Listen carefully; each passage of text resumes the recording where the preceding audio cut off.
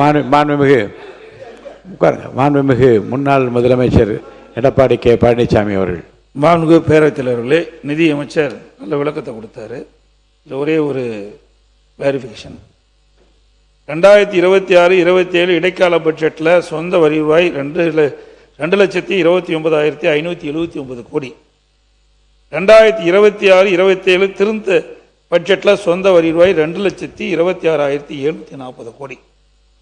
இப்பொழுது அவர்கள் தெரிவிக்கின்ற பொழுது 1020 கோடி வருவாய் அதிகமாக வந்திருக்குது. சரக்கு சேவை வரி, பதிவுத்துறை, கனிம வளம் போன்ற சீரமைப்பு 15,000 கோடி கூடுதலாக சொல்கிறாரு. அப்படின்னா 2026 2,26,740 கோடியில் சுமார் 15,000 கோடி சேர்த்துனா திருத்த பட்ஜெட்டில் அதிகமாக வந்திருக்கணும். அதை நிதி அமைச்சர் விளக்குனா சரியா இருக்கும். மாண்புமிகு நிதி அமைச்சர். மாண்புமிகு பேரவைத் தலைவர் அவர்களே, the opposition of the house ஒரு சார் சொன்ன மாதிரி சப்ளிமெண்ட்ரி அக்கௌண்ட் எடுத்து பாருங்கள். 2025-26 ஆக்சுவல்ஸில் எஸ்ஓடிஆர் மட்டும் நான் சொல்கிறேன், 1,92,493. ஆனால் அவங்க இன்ட்ரீம் பட்ஜெட்டில் 2026-27 டிஎம்கே கவர்மெண்ட் தாக்கல் பண்ணிட்டு போனது 2,29,579. நார்மலாக 8% 7% இருந்த வளர்ச்சி லாஸ்ட் 2 years இவங்க ஒரே ஹைக்காக 19% போட்டு போயிருந்தாங்க. 19% அது ஹைலி நாட் பாசிபிள், அப்படி வர வாய்ப்பே இல்லை. ஆனால் நாங்கள் என்ன பண்ணியிருக்கிறோம், எங்களோட ப்ரொஜெக்டட் ரெவென்யூவில் இப்போ தாக்கல் பண்ண இன்ட்ரீம் ரிவைஸ் பட்ஜெட்டில் 11% ஆவரேஜாக பிஸ்னஸ் ஆஸ் யூஷுவல்னு சொல்லிட்டு நாங்கள் போட்டிருக்கோம். 11.7 அந்த அடிப்படையில் 2,14,990 கோடி அந்த அளவில் நாங்கள் போட்டிருக்கோம். இதில் நாங்கள் அடிஷ்னல் ரிசோர்ஸஸ்க்கு நாங்கள் என்ன பண்ணியிருக்கிறோம், ஒரு 5,000 கோடி ஜிஎஸ்டிலையும், இந்த 5,000 கோடி ஸ்டாம்ப்ஸ் அண்ட் ரெஜிஸ்ட்ரேஷன்லையும், மற்றும் 1,500 கோடி எக்ஸைஸ் டியூட்டிலையும், ப்ளஸ் மோட்டர் வெஹிக்கிள் டேக்ஸில் ஒரு 750 கோடியும் நாங்கள் அடிஷன் பண்ணியிருக்கிறோம். அப்போது 11,750 crore அடிஷனல் நாங்கள் கெயின் பண்ணியிருக்கோம் இந்த last 60 days. Thanks to the honourable chief minister இந்த முயற்சிகள் எடுத்ததுக்கு. அது அடிப்படையில் தான் நாங்கள் 2,26,740 சொல்கிறோம், வேற ஒன்றும் இல்லை. இன்னும் நிறைய விஷயங்கள் இருக்குது, நிறைய டிஸ்கஷன் நான் சொல்ல விருப்பப்படுறேன். டைமர் தான் சொல்கிறேன் சார். மாண்புமிகு அமைச்சர். பேரவை தலைவர் அவர்களே, மாண்புமிகு நிதியமைச்சர் அவர்கள் பேசுகிற போது, போன வருஷத்தில் நீங்கள் ஆக்சுவல் எக்ஸ்பெண்டிச்சர் இதை வச்சிங்க, இதை வச்சு தான் நாங்கள் எங்களோட இதை கொண்டு வந்திருக்கோம்னு ஒரு இதை சொல்கிறாங்க. நீங்கள் எக்ஸ்பெண்டிச்சர் கம்மியாக இருக்கிறதுக்கு பல காரணங்கள் இருக்கலாம். பொதுவாகவே பட்ஜெட் நடைமுறைகளை நாம் அனைவரும் நன்றாக அறிவோம்.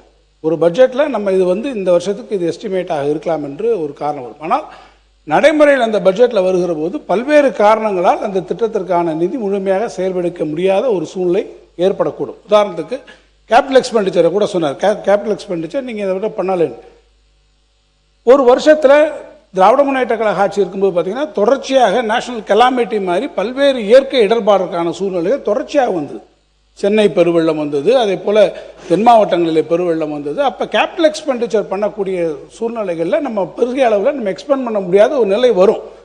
அப்படி வருகிற போது அந்த தொகையானது அப்போ நம்ம அந்த இதில் பட்ஜெட் ப்ரொவிஷன் வர. உதாரணத்துக்கு பள்ளி கல்வித்துறை நீங்கள் எடுத்துட்டிங்கன்னா டீச்சர்ஸ் அப்பாயின்மெண்ட்டுக்காக நீங்களே சொன்னீங்க, ஊதியத்திற்கான தொகைகள் ஒருவேளை எக்ஸ்பெண்ட் பண்ண முடியாமல் இருக்காங்க. டீச்சர் நம்ம ரெக்ரூட்மெண்ட் இந்த வருஷத்துக்கு இத்தனை பேர் நம்ம எடுக்கலாம்னு நம்ம பார்த்துருப்போம், அதற்கான தொகை ஒதுக்கியிருப்போம். ஆனால் அந்த வருஷத்தில் ஒரு கோர்ட்டு கேஸோ அல்லது வேறு ஏதோ ஒரு பிரச்சனையினால அந்த ரெக்ரூட்மெண்ட் அன்னைக்கு நடந்திருக்காது, எக்ஸ்பெண்ட் பண்ணியிருக்க மாட்டோம். ஆனால் அதன் காரணமாகவே அடுத்த வருஷம் அந்த ரெக்ரூட்மெண்ட் வராது என்பதற்கு கிடையாது. ஸோ நம்ம அங்கே ஒரு ப்ரொவிஷன் கொடுத்தாவிய நீங்கள் ஆக்சுவல் எக்ஸ்பெண்டிச்சரை மட்டும்தான் எடுத்துக்கொண்டு நீங்கள் ஃபர்தர் எஸ்டிமேட் நீங்கள் செய்வீர் என்று சொன்னால், நீங்கள் ரிவைஸ்ட் எஸ்டிமேட்டுக்கு போவேன் அல்லது அடுத்த வருஷத்துக்கான பட்ஜெட் எஸ்டிமேட்டுக்கு போவேன் என்று சொன்னால் அது ஒரு சரியான பிரதிபலிப்பாக உங்களுடைய திட்டமிடலுக்கு அமையாது என்பதை ஒன்று நான் உங்களுக்கு சொல்லிக்கொள்ள கடமைப்பட்டிருக்கேன். எஸ்ஓடிஆரில் நீங்கள் நான் கொண்டு சொன்னீங்க, நீங்கள் 229 வந்ததுன்னா கடந்த வருடம் நமக்கு அதில் டிப்பு காரணம் என்ன? ஜிஎஸ்டியில் அவங்க ரேஷனலைசேஷன் கொண்டு வந்தாங்க. திடீரென்று ஜிஎஸ்டிக்கான வரி விகிதங்கள் குறைக்கப்பட்ட போது நமக்கு கிடைக்க வேண்டிய அந்த வரி வருமானங்கள் அதிலே நமக்கு குறைவாக வர வேண்டிய சூழ்நிலை வந்தது. ஆனால் அந்த பாயின்ஸ் இந்த வருஷத்துக்கு மேலே நமக்கு வரும் என்று நாம் எதிர்பார்க்கிறோம். எனவே தான் நாம் என்ன பார்க்கிறோம், இந்த வருஷம் அதிலிருந்து அதிகமான வணிக வரியிலிருந்து நமக்கு ஒரு கூடுதலான தொகை வரும் என்று நாம் அதற்காக பதிலாக எஸ்டிமேட் செய்கிறோமே ஒழிய, நீங்கள் சொல்வதை போல இது ஒரு அன்ரியலிஸ்டிக் எஸ்டிமேட் என்னன்னு நம்ம ஒரு அம்பிஷியஸாக கூட நீங்கள் வைத்துக் கொள்ளலாம். But need not necessarily B a unrealistic estimate என்பதை நான் உங்களிடத்தில் தெரிவித்துக் கொள்ள விரும்புகிறேன். இன்னொன்று, நீங்கள் நேற்று பேசுகிற போது, முந்தா நாள் நம்முடைய மாண்புமிகு நிதியமைச்சர் அவர்கள் பேசுகிற போது ஒன்று சொன்னாங்க, இந்த 60-70 நாட்களுக்குள்ளாக நாங்கள் கவர்மெண்ட் ட்ரெஷரிக்கு 15,000 கோடி ரூபாய் கவர்மெண்ட் ட்ரெஷரிக்கு நாங்கள் கொண்டு வந்திருக்கிறோம் என்று ஒரு கருத்தை அவர்கள் சொன்னார்கள். நான் அவரிடத்தை கேட்க வரும்போது, இந்த 3 மாத காலத்திற்குள்ளாகவே அரசாங்க கஜானாவில் 15,000 கோடி உங்களுக்கு வந்திருக்கிறது, இந்த பணம் உங்களுடைய கஜானாவுக்கு வந்திருக்கிறது என்றால் அந்த விவரத்தை எதன் வாயிலாக வந்திருக்கிறது, நேரடியாக உங்களுக்கு ரியலைசேஷன் வந்திருக்கிறதா? ஏன்னா அந்த 3 மாசத்துல உங்களுக்கு 15,000 கோடி வருவதாக நீங்கள் சொல்லியிருக்கிறீர்கள். இன்னும் கூட சொல்ல வேண்டும் என்றால், உங்களுடைய திட்டங்களுக்கு நீங்கள் வரக்கூடிய நிதி என்பது இந்த அரசாங்கத்தினுடைய எஃபோர்ட்ஸ்னால வரல, இது சென்ட்ரல் மத்திய ஒன்றிய அரசிலிருந்து உங்களுக்கு வரக்கூடிய அந்த கிராண்ட்ஸ் அண்ட் டிரான்ஸ்ஃபர்ஸ்ல விக்ஷித் பாரத்லேருந்து எவ்வளவு வருகிறது, ஒன்றிய அரசினுடைய திட்டங்களிலிருந்து எவ்வளவு உங்களுக்கு வருகின்ற நிதியை வைத்துத்தான் அதை நீங்கள் குறிப்பிட்டு சொல்கிறீர்கள் என்பதை நான் தெரிவித்துக் கொள்ள விரும்புகிறேன். ஒரே ஒரு கேள்வியோட நான் முடிச்சிடறேன். ஒன்றும் ஒரு விளக்கத்துக்காக மட்டும்தான் நான் கேட்க விரும்புகிறேன். ரெவென்யூ டெபிசிட்டை பற்றி, என்ன கடன் இல்லை, ரெவென்யூ டெபிசிட்டை பற்றி ஒன்று நீங்கள் சொல்லியிருக்கும் கூட சொன்னீங்க. நீங்கள் நாங்கள் இன்ட்ரீம் பட்ஜெட் போட்டு போகும்போது 48,696 கோடி ரூபாய் நாங்கள் ரெவென்யூ டெபிசிட் இருக்கிறதாக வரும் என்று நாங்கள் கணக்கு போட்டிருந்தோம். நீங்கள் அதுக்கு 55,775 சொல்லிங்க. நாங்கள் 48,696 கோடி என்று நாங்கள் அந்த ரெவென்யூ டெபிசிட் வருகிற போது, இந்த ஓய்வூதிய திட்டம் டாப்ஸுக்காக இருக்கக்கூடிய அந்த 11,000 கோடியை நாங்கள் கணக்கில் எடுத்துக்கொண்ட பிறகு அதற்கு 48,696, நீங்கள் அந்த 11,000 கோடியும் இன்றைக்கு கன்வீனியன்ட்டாக அதிலிருந்து எடுத்திருக்கிறீர்கள். அதை எடுத்ததுக்கு பிறகும் கூட உங்களுடைய ரெவென்யூ டெபிசிட் 55,000 கோடி, ஏறத்தாழ 7,000 கோடி ரூபாய்க்கு மேலே அது வந்திருக்கிறது என்பதையும் நான் இந்த அவைக்கு சுட்டிக்காட்ட விரும்புகிறேன். மாண்புமிகு நிதி திட்டம் மற்றும் வளர்ச்சித்துறை அமைச்சர் அவர்கள். மாண்புமிகு பேரவைத் தலைவர் அவர்களே, ஃபார்மர் மினிஸ்டர் தங்கத்தனவர் சார் சொல்லியிருக்காங்க, கேட்டிருக்காங்க, இது எப்படி இந்த 15,000 crore பிரேக்கப் உங்கள்கிட்ட இருக்கா, எங்கேருந்து வந்துச்சுன்னு கேட்குறாங்க. நான் ஏற்கனவே சொன்ன மாதிரி எக்ஸைஸ் ரெவென்யூ அதில் மட்டும் எங்களுக்கு ஒரு 1,500 கோடி ரிகார்டிங் ப்ரிவிலேஜ் ஃபீஸாக இருக்கலாம், பைபேக் ஆஃப் பாட்டில்ஸாக இருக்கலாம், இம்ப்ரூவ்மெண்ட்ஸ் ஆஃப் FLN2 லைசன்ஸாக இருக்கலாம். இந்த இம்ப்ரூவிங் எஃபிஷியன்சி இதில் நாங்கள் இந்த எக்ஸைஸ் ரெவென்யூவில் நாங்கள் ஜென்ரேட் பண்ண அமௌண்ட் டைரெக்டாக வந்திருக்கு. மோட்டார் வெஹிக்கிள் டேக்ஸ்ன்னு எடுத்துக்கிட்டிங்கன்னா அதில் அரௌண்ட் 750 crores. அது auction of fancy numbers, reforms to rationalise revenue streams, அதில் எங்களுக்கு கிடைச்ச அந்த amount. Stamps and registration revenue around 5,000 crore is expected தான். அது நீங்கள் சொன்ன மாதிரி எக்ஸ்பெக்டட் தான். But revision of certain fees and rectification, நீங்கள் சொல்றது கரெக்ட் தான், ஆனால் வர தொடங்கி விட்டது என்று நான் அது வர தொடங்கி விட்டது. டிஜிட்டேஷன் ஆஃப் ரெஜிஸ்ட்ரேஷன் சொல்லி முடிச்சிடுறேன். வர தொடங்கி ஆரம்பிச்சிட்டாலே உங்களுக்கு தெரியும், ஒரு அமௌண்ட் ஜென்ரேட் ஆரம்பிச்சிட்டாலே we are very happy. The projected 15,000 crores will be achieved very shortly. Yes, I agree sir, 100%. நீங்க சொன்னதுக்கு பதில் சொல்லிட்டாரு. நாங்க we are predicting மண்டல it started to coming into our account. அதை மட்டும் நாங்கள் தெளிவுபடுத்த விரும்புகிறோம். குட் சர்வீஸ் டேக்ஸ்லையும் அதே தான், மைனிங் ரெவென்யூ அதே தான்.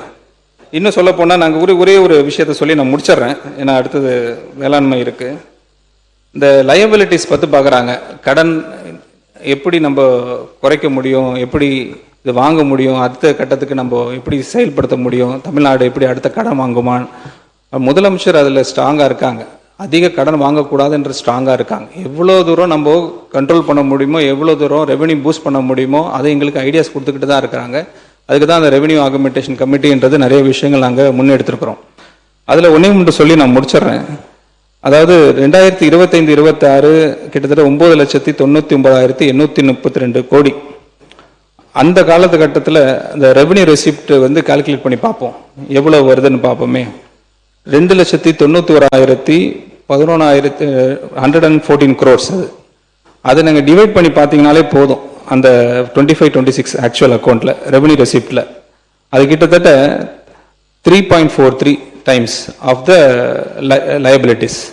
ஆனால் இந்த 26-27 பார்த்தீங்கன்னா 10,98,768. அதோட ரெவன்யூ ரிசீவ்ட் பார்த்தீங்கன்னா 3,50,627. அதை டிவைட் பண்ணி பார்த்தீங்கன்னா 3.14 தான். அப்போ 3.14, 3.43. So we are in the confidence state. Next ஸ்டேஜுக்கு நாங்கள் போகக்கூடிய நம்பிக்கை எங்களுக்கு வந்துடுச்சு. அதை தான் நான் சொல்கிறேன், ப்ராக்ரஸ் ஆகிட்டு இருக்கு because of the effort of the government. அதே மாதிரி டெப்ட் டு ஜிஎஸ்டிபியும் அதே தான் டெப்ட் டு ஜிஎஸ்டிபியும்.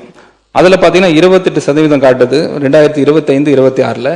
இப்போ பார்த்தீங்கன்னா 2026-27 27%. So every moment, every steps we are taking are towards progressive state of Tamil Nadu for $1.5 trillion. Thank you.